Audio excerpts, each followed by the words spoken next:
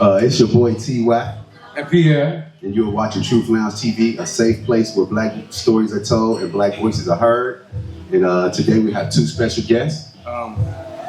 We have two great guests. We talk about our show always about bringing the black family back together. And what we have today for you all is a treat. We have a pastor, a father, a husband, a wife, a mother, a sister, a brother, both doctors. Welcome, Pastor Dr. Michael Edmondson. That's right. Yeah. And Dr. Christina Edmondson. Okay. Great to be here. Well, I'm finna say, I'll go over a few of their accolades real quick. That's gonna take a long time. We're just gonna throw it out there real quick.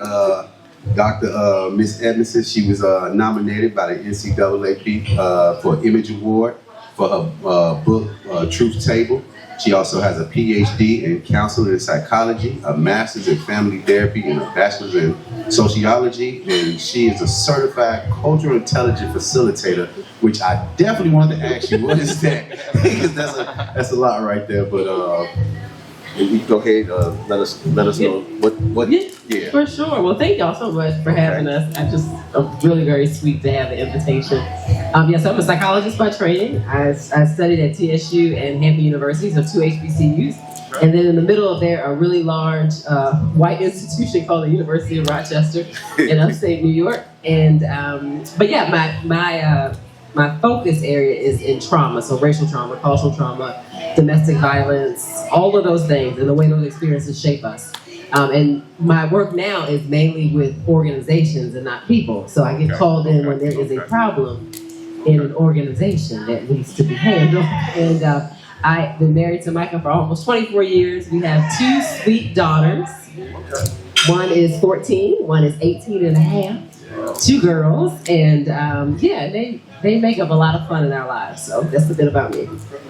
I'm gonna give okay. You want to go through Dr. Atkins? Yeah. I want to go through the accolades like we doing some basketball cards. Like I said, you got he's the author of The Power of the Unearned Suffering. He also has a PhD in systematic theology. He's the first African American to receive a PhD from Calvin University. He also has a Master's of Divinity degree and a Bachelor's of Sciences in Applied Physics. And he's the pastor of, what's the name of the church again? Yeah, Koinonia. So like coin like money, okay. O, and Nia like Neil Long. Okay. Koinonia. Yeah. Well, go ahead and let the people know a little bit about you. Yeah. So I'm just excited to be here. Thank y'all so much, man. It's a real honor to be here. My name is Michael Edmondson. So I am the pastor of Koinonia Church. I'm the co-founder along with Dr. Christina here. And yeah, we've been in Bordeaux for about almost 5 years. And yeah, man, we just a place that really just loves the Lord and seeks to love people. And it's a diverse congregation. And just trying to love the community, man. Just trying to do a good thing. So yeah, it's a little bit about me. Okay, yeah. All right. And another graduate from Hampton University. Yeah, the real HU. One of the questions I want to ask, what is the denomination of you all's church, if you don't mind? Yeah, so we're a Presbyterian church. And basically that just means that we believe in a team leadership model, right? So I'm the pastor of Koinonia, but I'm not alone wise. I need other people that can hold me accountable. I need folks, and not just like as an advisor, but like accountability with teeth. I need people that can tell me no, and I have to listen to it. And I know that, because we all have blind spots, we all have weaknesses, and it's about more than just me or my ego. It's about the Lord's work, it's about the Lord's people. And so we all have a team leadership model, and Christina is one of the elders of the church, one of the leaders of the church that serves on the leadership team.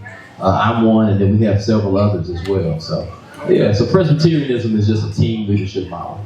Understood. Yeah. All right, well, start with you, Pastor Micah. One of the questions I wanted to ask you was, what inspired you to be a pastor, and how did you know it was your calling? Yes, sir. Oh my gosh, great question, brother. Yeah, so I really didn't want to be a pastor at first, man. And the reason was because I saw some negative influences. You know what I'm saying? I saw folks that were just taking advantage of the people, you know, just using it for platform and ego. And I thought to myself, if that's what pastoring is, I don't want anything to do with it, you know. And I just thought I was just gonna be like the most well-educated Sunday school teacher at church, you know what I'm saying? And I had a real passion to study theology. Theology is a study of God. Okay. As you read earlier, I do have a degree in applied physics. Okay. So science and physics is my background. I was doing a doctoral degree in astronomy, actually, at the University of Rochester. And I felt the Lord calling me to study not just the physical world, but the creator of the physical world, right? Because the physical world really exemplifies the wisdom of God and the greatness of God. Man, you know, I'm studying all these wonderful things about the creation. I'd like to know more about the Creator.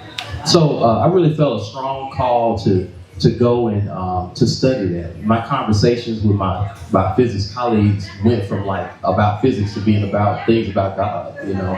And just my interest and my passion in that just skyrocketed. And then other people basically recognized that call in my life as well, you know. So yeah, so it was a sense of internal call, also a sense of external call. You know what I'm saying? It's not just about me deciding this is what I want to do. I still needed to have enough humility to make sure that other people could see that in my life before I went to pursue it.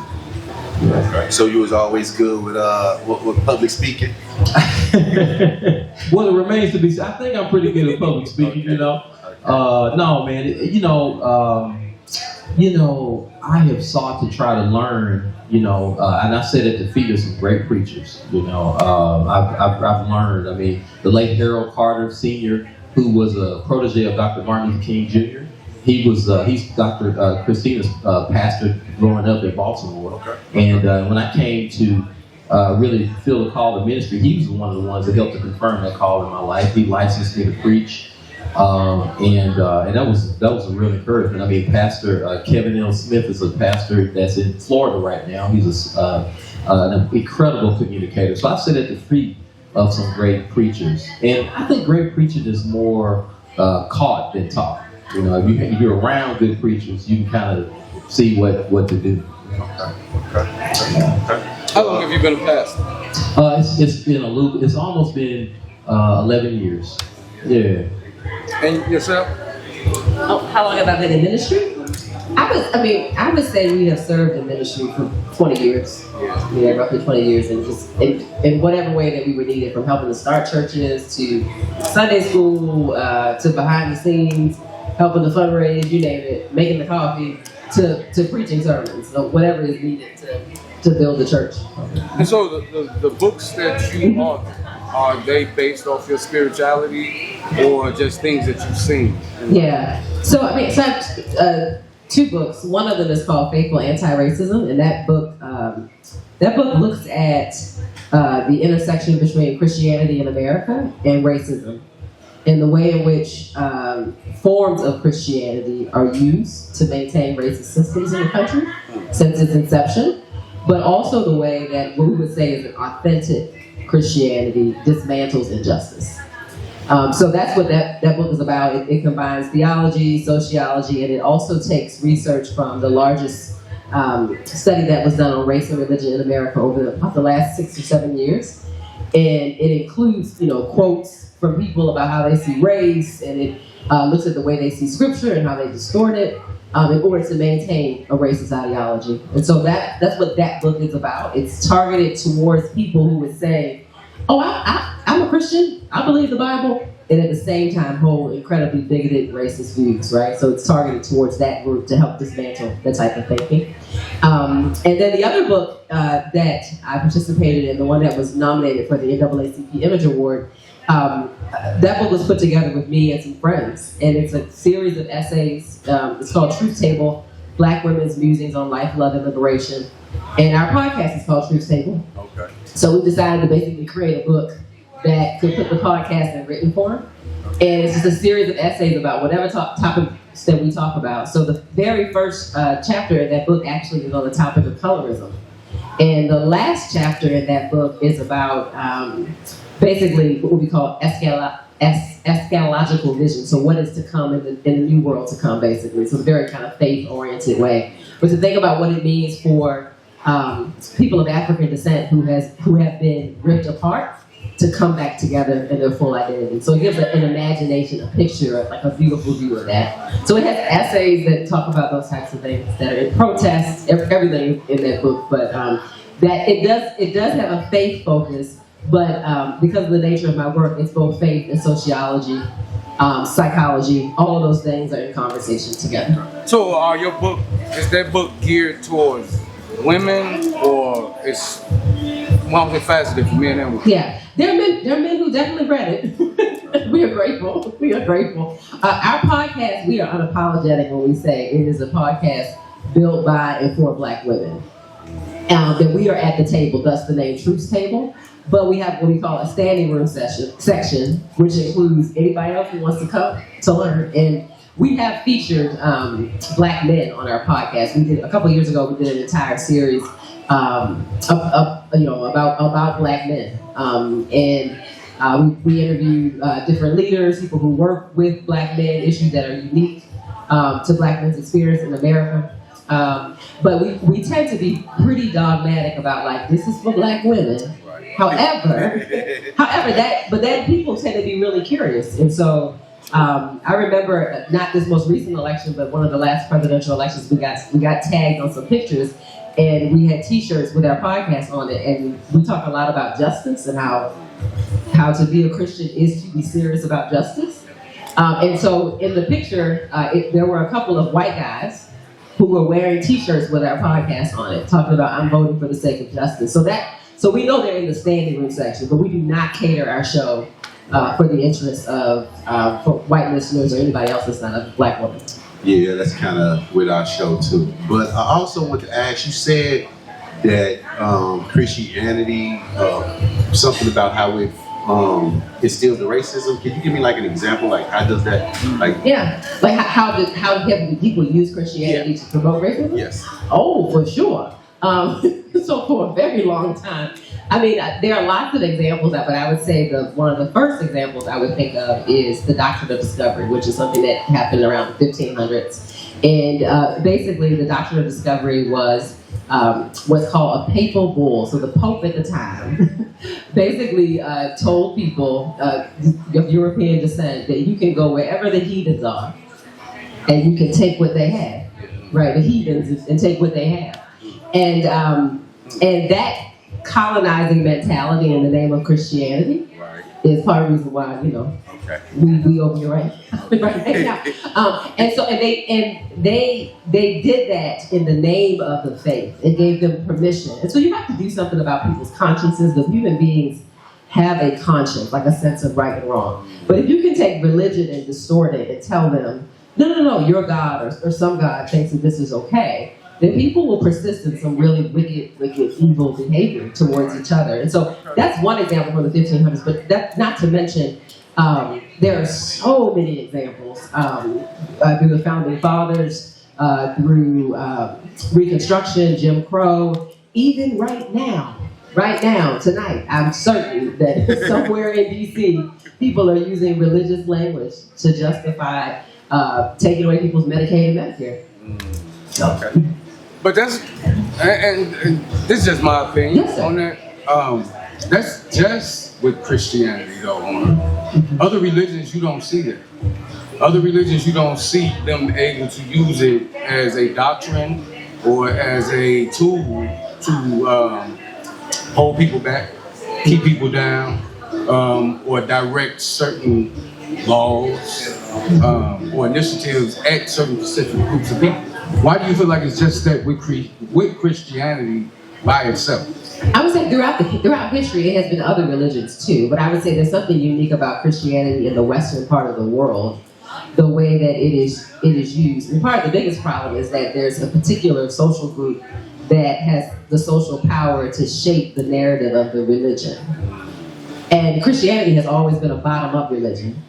So it has always been a religion of the marginalized and the oppressed. I mean, Jesus himself represented a day laborer who saw crucifixions, he saw injustice, he saw racialized hatred. He died with a sign above his head, King of the Jews. That was really a slur at him. And so the faith itself and its origins is actually a faith that's attracted to people that are on the bottom. But throughout history, when people who have power and resources get a hold of it, they use it to subjugate and oppress people. As today, That's, even in churches. yeah, sure. For sure. Yeah. For sure. And I would just say that America has different Christianities. There's just different, so lots of versions of it that are happening. Mm-hmm. Yeah, I agree. I most definitely. I'm not a Christian. Mm-hmm.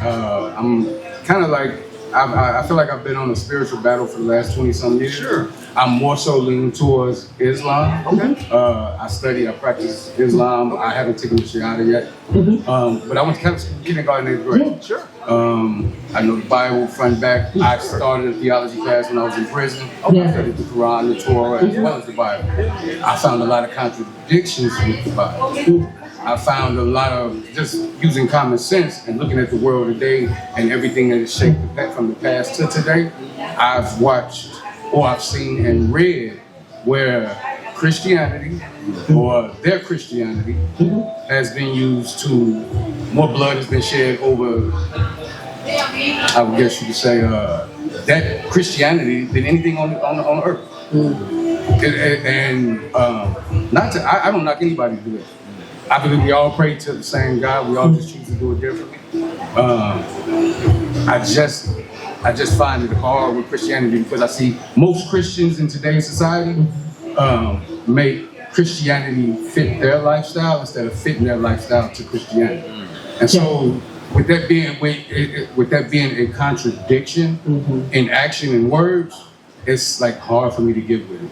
Yeah, hypocrisy is hard. It's a stumbling block. First of all, I really appreciate you being honest about that. And as a Christian, I can admit that it's absolutely true that there are people that distort our faith. But the fact that you can recognize that it is a distortion means that the problem is not with the thing, the problem is with people's misuse of the thing. Right? So with any tool, you can have a great tool, but somebody can take a great tool and do a bad thing with it. And that's this, and I think something as powerful as Christianity, as Dr. Christina was just saying, if it is the truth, you would expect that the enemy of our souls would want to, if he wanted to corrupt anything, he would want to corrupt that. He would want to make that out to be the thing that is seen to be exceptionally bad. So. Yeah, but I mean, I think people use a lot of things in order to do bad things. They can use ideologies, they can use economic systems. They can use, you can go in other countries and you can see people using religion to subjugate women. You can see them using it to, carry out genocides, right? They can use religion to do that, and religion is a powerful force. So if you really kind of want to get people behind you, you can kind of use that. Now, here's the thing I would point out, though. If we look at American history, the black church in particular is one of the great miracles of American history. It is because whereas the false Christianity was used to subjugate, I would say the true Christianity was used to liberate black people. And if you look at our history, a lot of the great freedom fighters did their thing in the name of the faith. So like Harriet Tubman and Sojourner Truth and Frederick Douglass and Martin Luther King Jr. and Ralph Abernathy, John Lewis, and so there's this amazing history of people who have understood our faith through the lens of liberation. Because at the center of faith is the Old Testament is the Exodus, which is a story of freeing slaves, right? And at the center of the New Testament is the cross and resurrection, which is a story of a person who underwent oppression by the Roman Empire. Right? Jesus was killed. He suffered and died as a victim of oppression under Pontius Pilate, right? And under Augustus Caesar, right? So he died as a victim of the empire, as a victim of oppression, right? And stands in solidarity with people who are victims and overcame it on the third day through the resurrection. So the resurrection is really the promise that injustice will end, empire will end, oppression will end.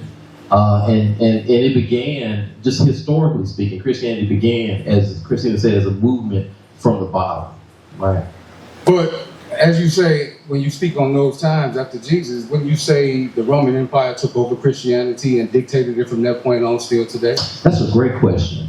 So for the first few hundred years, Christianity remained a bottom-up religion, and Christians were persecuted. They were killed in the Colosseum.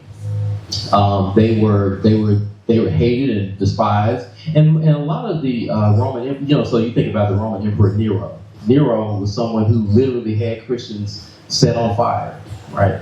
Caligula. These are Roman emperors who hated Christians and persecuted them. Okay. It is true that the Emperor Constantine was one who began to try to, in some ways, co-opt Christianity in order to further the aims of the Roman Empire, right? And that's when you kind of get this mix of the religion and the state together, right? And when you get the mix of religion and state and religion together, that's when things started getting, corrupt, but that didn't mean that the true Christianity actually went away. It just means that there were some people that were distorting the faith, and those people had power, right? But at the same time, like I said, there have always been Christians that have been bottom-up people that said, hey, that's not right. It took the true Christianity to call out the false Christianity in America. That's what the Civil Rights Movement was. The Civil Rights Movement was the true Christianity rising up and saying, hey, this false distortion is not right. Yeah. I get exactly what you're saying. And one more thing, and we can move off this topic, because as I said, I battle with some of these questions and some of the things that I've read and some of the things that I've studied. This wasn't our natural religion of our heritage. And as far as doctrine, there's no Christianity didn't come from Africa. But you could, if you want to say Northern Africa was where Jerusalem and all of that was back in those days, then yeah, you can't say it came from Africa. Because where Israel and that where the war is going on over there, that was considered North Africa at some time. So you can say Christianity came from Africa if you want to. But the way it was taught over here and the way we received it was as slaves, and it was the only thing that they was going to give us. So how can I believe that my oppressor is going to give me my salvation? Right. Because if my oppressor is going to treat me a certain way, right, but tell me this is the only way to my God, I don't want to go to your God because your God is going to treat me the same way you treated me then. Yeah. So why would I believe in Christianity? And Christianity is what imprisoned our people. It was part of what imprisoned our people, a false hope, a false belief in a system that never was for us. That's a great point. That's a great point. I would say this. I think the point rests on the misconception that there was no hello. He's still picking. Okay. All right. It rests on the misconception that there was no Christianity in Africa, but the Bible actually proves that there was. Right. So one of the first converts after Jesus was raised from the dead was this man who was an Ethiopian eunuch, a man who was actually in the court of the queen of Ethiopia, Kandake. Right. And he hears the gospel, he receives the gospel, and he takes it to Ethiopia. Now that man doesn't just disappear, but he's actually the founder of the Ethiopian church, which has been going on since the book of Acts, since the Bible. So there's, and it's still going on today, right? And there's a guy, I'm gonna put a name on your radar screen, a guy named Vince Bantu. Vince Bantu is a scholar who studies the Christianity of the African roots of Christianity, and he basically shows how Christianity has been in Africa since the book of Acts, and there have been Christian empires, entire Christian empires that were throughout Africa well before colonization. Hundreds, in fact, thousands of, actually, predates the Bible. Yeah. Well, it's starting from the book of Acts. So since Christianity has been around, it's been Christianity in Africa. Yeah. Yeah, just my little 2 cents on that. 2 cents on that. You know, it's interesting because people who study this topic would say that right now we know, so looking at West Africa, there are estimates of about 30% of enslaved people having been a part of some form of Christianity in the western part of Africa. And what that means is, in a very practical sense, that as Africans were being trafficked here into the Caribbean and other parts of the world, that means that on those boats, in the Middle Passage, you had people who practiced African ancestral religions, different religions, and you also had 1 out of 3 who would have known a Christianity that they got on the continent. And what I think is profound about that is that when they would come here, now known as the States, that means as they heard slave masters manipulate scripture, that means as they heard their own work being denied, they already had a sense of the lies that slave master was telling. That's powerful to me, that on those boats were basically some of the strongest voices of Christianity from that eastern part of the world to the western part of the world. And so I think people forget that there was someone amongst the people that could go, nah, he lying. He's lying, you know.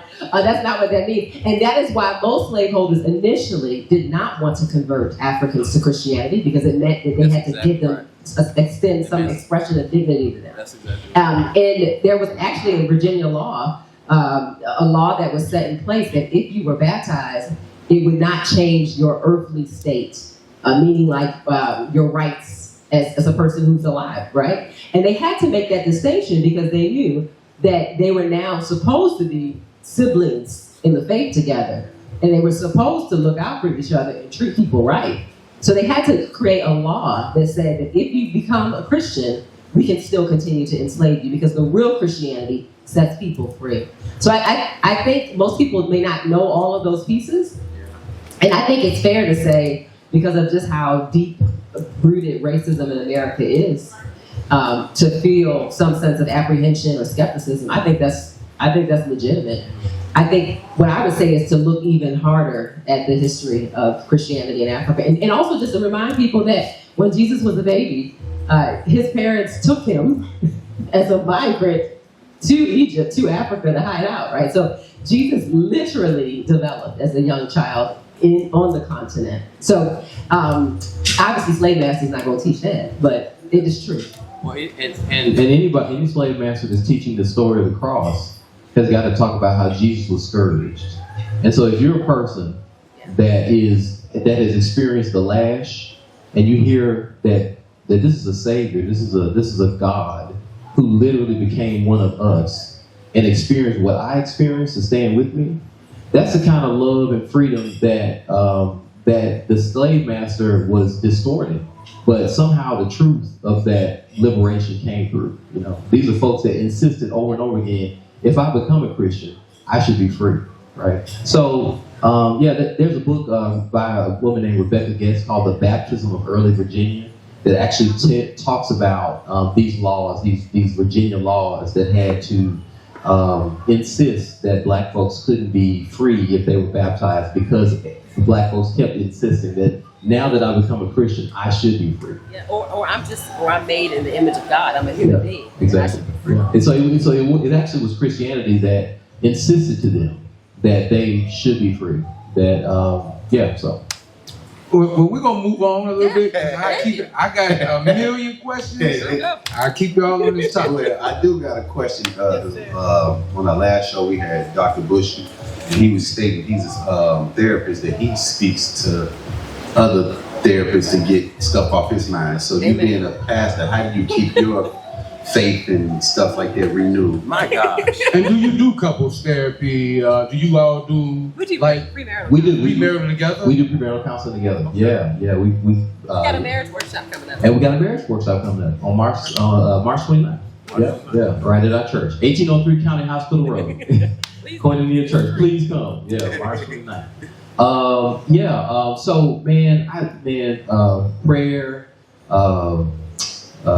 reading the scriptures, having a great relationship with my wife, going to the gym and working out, right? These are like, you know what I'm saying, reading books, listening to podcasts, you know what I'm saying? These are things that actually help, because, you know, our spirit is not so disconnected from our bodies that the things that happen to the body don't have an effect on the spirit, you know what I'm saying? So like, we are holistic beings. So we have to take care of all of us, you know? So trying to, you know what I'm saying, trying to get sleep, trying to eat right, trying to work out, trying to make sure that I stay in the Word, stay prayerful, trying to make sure that I maintain a healthy relationship with my family, with my community, with friends, and making sure that I'm not super isolated, but that actually stay in community. Those are things that are really healthy, that actually kind of keep me going. And also rhythms of rest. Okay. That's it, rhythms of rest, because man, this world will just keep you going and going and going and going and going. It tells you the message that, you know what I'm saying, the way to have virtue is to produce more and more and more and more and more. And man, we more than just producers, man. You know what I'm saying? Life is more than just how much you can produce. You know what I'm saying? And also, you know, I mean, this world, it just, like I said, it values consumers. You know what I'm saying? And so if you ain't out here consuming or you ain't out producing, then it just kind of discards you. But life is more than that. You know what I'm saying? So we got to just keep that in mind. I do got another question too. Y'all stated y'all have been married for over 24 years, right? That's it. Almost. Yeah, almost 24. May 19th it'll be 24. May 19th. That's Malcolm X's birthday. Hey. That's when they Good day. it'll be 24 years of marriage. Good day. Is it any advice you can give our followers, our subscribers, our listeners, 3 key essential things to keeping a relationship together that long? Yeah. Oh my, that long. You know, so one of the first things that comes to mind is people commit to a purpose that's greater than them. And I would say that it's important for couples to define their purpose in being together. And I do think, especially when we're talking about Black marriage in America and healthy Black marriage in America, I think there is a really great community purpose for us to be together. I think there's a way in which healthy Black marriages can lift communities, they can be role models, they can have more economic stability and resources in some instances, and they can build a certain type of legacy. So defining the kind of the mission statement or purpose of your marriage, I know that sounds like business-like and practical, I think it's just important. And I think for us, because we are Christians as believers, we feel like we have a purpose that God has given us that is supposed to show forth in the way that we treat each other. It's supposed to point to the love of God. And so that's a big purpose. And so even if I get on his nerves and he get on my nerves, which doesn't happen a whole lot, we can still gather around this purpose that's greater than us. Okay, that's right. I got 3 things. H-I-M, him, right? Humility, intentionality, and measure. Humility, intentionality, and measure. Him. So humility, recognizing, man, I could be wrong. You know, recognizing like, and also recognizing like that vulnerability is not a bad thing. I'm never wrong. Come over here. And look, here's the thing about vulnerability, man. Like, we gotta be able to be vulnerable in order to have a genuine connection. Yeah. You know what I'm saying? In order to have true intimacy, you gotta be able to be willing to take off the armor and be actually willing to, hey man, to admit the deep things of life, to admit, you know, some things we're confused about, to admit when we're wrong. And that actually brings us closer together. You know what I'm saying? So humility is basically recognizing that like I need you. You know what I'm saying? So like we recognize that I can't do this by myself. Like I'm so grateful to be able to walk with this woman for you know all these years, almost 24 years. That's like, you know what I'm saying, that's half of my life. Half of like one out of every 2 days that I've been on this planet, I've been married to this woman. Wow. And I cannot be what the Lord called me to be completely apart from her. You know what I'm saying? He put her in my life because I need her, you know? And so, you know what I'm saying? I'm okay admitting that. I'm okay admitting like, hey, you know what I'm saying? I need this. I need this more than I need to be right now. You know what I'm saying? I need to, you know what I'm saying? More than I just need to be like, you know what I'm saying? No. I need this. I need this. So humility, intentionality. You know what I'm saying? It's not going to happen by accident. Anything that's worth doing any goal is worth pursuing, we gotta put some thought, some purpose, some intentionality. You know what I'm saying? If you got a goal at the gym, you gotta be intentional about that thing. It ain't just gonna happen by accident. You know what I'm saying? You're gonna have to be like, okay, I'm gonna go this, and I'm gonna do this, and I'm gonna do this, and I'm gonna do this in order to get there. So we gotta, same thing with a relationship. You gotta be intentional about it. And then measure. You just can't say whatever you wanna say when you wanna say it. You know what I'm saying? You gotta have enough. You know what I'm saying? You got. Not if you want this thing to last. Right. You know what I'm saying? We can say the truth, and we should say the truth, but we have to say it in love. You know what I'm saying? We have to say it motivated by love. You know, and that gives us measure. That means that, man, measure is like, you know what I'm saying? I'm gonna say this, but I'm gonna say this in such a way that it can be received, and that it actually builds up and doesn't tear down. You know what I'm saying? So relationship, just like muscle fibers, a relationship has got fibers. And every time you like say things that tear down, you're tearing the fibers out of the relationship. But you know, when you say things that build up, you know, you actually are building fibers. You're actually making it stronger. You know what I'm saying? So yeah, man. So humility, intentionality, and measure, all those things help to build a fiber of a long-lasting relationship. I'm gonna have to put that in fonts. Oh yeah, we definitely need to push that acronym. Yeah, for real. Before we get, because we definitely want to get into your books and your story. I do have a question about, since we're on relationships. Man, I think 24 years of marriage is the goal. A lifetime is the goal. Yeah. And you all are on your way. We always say our show is about bringing the black family back together, because without the black family, the black family is the nucleus to any movement, for us to be a power to be reckoned with, we have to be willing to, as men, take care of our women and our children, and that 60s and 50s family, fatherhood, mother that we used to be, or that we used to see or hear about. That's what we need in these times to make a difference. No more big mamas. No more big mamas at 30. Yeah. I commend you all. I'm like I told you all before you started, I'm the controversial person on the show. There's a lot of things that I want to say right now and have different conversations about. But the more I got to reading you all's accolades, the things that you all are doing, I fell in love with the couple. And this is the representation of what we should look like, husband and wife. A power to be reckoned with, moving forward, trying to give an image of what we all need to look like, how we need to move, not just talking, but walking the walk as well. And I definitely appreciate you guys. But we want to get into your book. Okay. How did it feel to be nominated for a NAACP? Oh yeah. It was a big surprise. It was a great honor. You know, for me, being recognized by an organization that, you know, is well over 100 years old, but really was founded to dismantle lynching in America and to fight for rights for Black people, it was a great honor to get that nomination. And because that book centered on the stories and experiences of Black women, I think that it just made it even more special to center those voices. And so it was, yeah, we were very, very happy to get that nomination. But that's what I did want to ask you that too. I wanted to ask what kind of impact did your book have on marginalized readers? Oh yeah. So I mean, we have heard. So what I think people who, particularly the Truth Table book, I think when you see your story on the paper, you know you're not alone. You know you're not crazy. Right. And some of the stories that we share are about our experiences as Black women, just in different parts of life. You know, one of the women wrote a really long essay on basically the single Black woman's manifesto about what it means to be a single Black woman in America right now, and looking at her prospects, looking at just her sense of loneliness and unwantedness.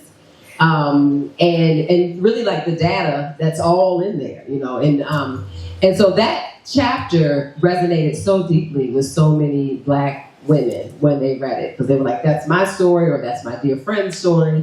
So they connected in that way. There's another chapter that I wrote on forgiveness and how forgiveness can be weaponized. Trust Meaning, me, I know about that. meaning that people can demand forgiveness from you. And again, this is written from a black woman's perspective, but particularly black women who are trying to be faithful, who are Christian, who are trying to be kind and loving. People can demand that they get over stuff that crushes people. And the chapter really talks about how forgiveness does set us free, but but the people can't demand, they can't harm us and then demand that we give them a pass for that mistreatment. So those chapters, I think, and other ones too, I think resonate with the readers who we talked to, because they felt like their story was told and they were not being ignored. Invisibility. So black women often experience these two things: hyper invisibility. So it just in the most extreme ways unseen, and then in the most extreme ways overseen. Like over-sexualized, you're too loud, you're too this, you're too. And so to live in this weird place of too much and never enough is exhausting. And it's kind of like as the black man. Are you black enough or you not black? You know, like play your role in society. Like me and PL, we can, but I know if I go out here in my business and carry myself in the way I may carry my homeboy, may get no more customers. They gonna like, hold up, T-Y, what you talking about? Like I approached one of my customers one day. She came out the house. I hit her with the what it do? She like, huh? I say, oh, that's slang for how you doing. And I hit her with, well, in Detroit they say, what up, though? And then she just looked at me like, I have no idea what you're talking about. So the code switching. I mean, that's our survival skill because we are, we're bicultural minimally. That's one thing they don't have to do. They don't have to code switch. No. That's right. You know what I mean? Right. No, like one day I went to a fancy restaurant and you're looking at attire and you're reading how they saying attire. So I go get attire, but when I walk in there, all the white dudes dress like just regular. It's like, oh damn, I overthought it. You know what I mean? It's like because they dress how they go to work everywhere. Yeah, that's right. They dress like they're going to the mall. That's right. We change our attire up. Now I may come to church with the same stuff on or whatever, but it changes up. I just know for a fact they keep it in line. Unlike us, we got so much fashion and diversity in how we carry ourselves. We got a story for that. We have a history about what it means to have our clothing controlled, our bodies controlled, and one expression of post-emancipation was our creativity. And that's why black people don't play about what they wear, their clothes, their look, their hair, the aesthetic. And we still set the cultural trends around the world because of that, right? And so something doesn't become cool until black people bless it. Black folk over here. Yeah, black Americans specifically, right? So our blessing on the style is what makes something trend. Especially when you go out the country and you see everybody else dressed like okay. Oh yeah. We were in South Africa. They saw them like they were quoting us or whatever they thought how we talk. But I mean that's part of. But that's that post emancipation. Talk about from the late 1800s until now, when black people got free. We're gonna show you how free we're gonna be. I'm sure you what it look like. Exactly. Yeah. So are you writing any other books? I am. Thank you for asking. I should have been writing today. I did not do a lot. I have a book that I'm working on that will come out prayerfully in 2026. Okay. And it is on wisdom. And thank you very much. And it is it's based on the book of Proverbs, chapter 1, which describes towards the end of that chapter what we call Lady Wisdom, who's the voice of wisdom in the book of Proverbs. And she's in the town square, she's calling out, and the fools ain't listening. Right? And so my book is about how wisdom is actually amongst us, but we don't want to recognize it. We don't want to honor it. And so the book is about basically how to become a wise leader, how to notice wisdom, how to resist rejecting it, because our foolishness fills us up in different ways. And how wisdom is actually on the agenda of flourishing, justice, and love for everybody. So the purpose of wisdom. So I actually heard somebody today, and they were saying, as a man, you're not living your purpose out fully if you're single. Because you can't attain wisdom without a woman. Because as far as a lot of spiritual and astrological whatever, they say the woman is wisdom. The woman is the wisdom. That's why we can give you something and you make it 2, 3, 10 fold. I would say we can't make it without each other. Like we can't make it without people. Humans aren't designed to be fully independent. We are interdependent, interconnected, and so it's foolish to not recognize how much we need to hear from each other. And certainly, I would say because of sexism, men are kind of socialized to think that they got it on their own. Right. Which they don't. The brothers do not have it on their own, which is also really lonely and sad. Like, no, that's not what we want to do. Get a little lonely. I'm one of the first to always say, even though my past relationship didn't work, without her coming into my life, I wouldn't be the man I am today. And I am the best version of who Pierre is because of God putting her in my life. Without her, I'd be still in the streets. Still throwing rocks at the prison probably. I would be doing a lot of things that I don't have no business doing. Right. But now, I work 4 jobs. I punch these clocks to make sure my kids are straight. I participate with other initiatives for Black fathers. With the podcast, with my friends, with my homies, people that I got loyalty and love. That's good. So I do believe that the right woman, and as a man, to fulfill our purpose, women were made to enhance everything that a man does, and together we're definitely better than we are separate. That's right. And so when the right woman came into my life, I flourished. I just wasn't able to keep her, and she wasn't able to keep me either. I got for a season. I got a question for both of y'all, because both of y'all both wrote a book. So what advice would y'all have for young Black professionals entering the literary field? Oh man, that's great. I would say really pursue your passion. You know what I'm saying? I would say, you know what I'm saying, read widely, don't let people tell you what you can't read or what's not, you know what I'm saying, what's not you. Because sometimes people will very much try to get you in a box with that they want you in. You know what I'm saying? Like, oh, you know, you're only supposed to do this, you're only supposed to do that. The industry wants this, you know, this is what will sell, you know. And I'm just saying, you know, the Lord gave you the particular passions that you have, the particular makeup that you have, the unique perspective that you have, and really dig into that and really find ways to get into all the various genres, man. You know, I think as we've been talking earlier, look, really the principle of, you know, it's not good that man should be alone. That's right in Genesis chapter 2. You know, that's from the very beginning. We're created as social beings. You know, so even our creativity is in need of engagement with other creativities. You know, in order to really be the best that we can be. So that's what I would say. Read broadly, read widely. And don't let anybody pigeonhole you. Yeah, and I think I would just add, nothing is going to be produced worthwhile without discipline. So the late Toni Morrison had a practice of writing every day, and most writers I know He used to say write one sentence every day. Exactly. You got to write something. You just got to make it happen. And I would encourage people to do that. I would also say that there's a difference between how we write online. I think social media has messed up our writing. This is my teacher's irritation. But I think the way that we write on social media or the way we text message, it is hard for us to go from that type of writing into formal writing. Yeah. So there are times if I have to do like chapters and I'm writing like a real project, then I have to stop talking online because my online voice is way too laid back for the quantity of writing that I have to do when I'm producing a chapter. And so I would just remind people of that. It's hard to go back and forth and switch it up. And so sometimes you may have to take a rest from certain types of communication so that you can invest in the other kind. And then you just gotta write every single day, make it a discipline. And then to Michael's point, you just read.